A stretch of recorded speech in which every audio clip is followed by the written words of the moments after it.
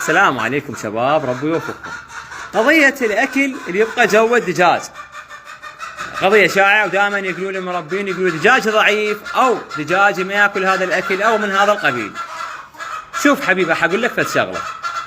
الدجاج إذا شبعته اغسل إيدك من عنده، الدجاج ما يصير يشبع. يعني كمثال، اليوم أني أريد أعطيهم أكل وجبة صباحية، أنطيهم كمية قليلة أشوفهم أكلوه خير على خير، ما أكلوه كله عيف الأكل بمكان الكمية القليلة اللي انطيتها ماكو أني.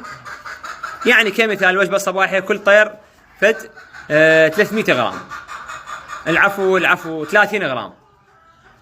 هاي 30 غرام أكلها ما أكلها عوفها جوا. بعد ما أنطي أكل، ما أنطي بالبداية. أجي شفت قبل أنطي مثلا أنا موزن أنطي 100 غرام قبل، ما يصير، ماكو حكي.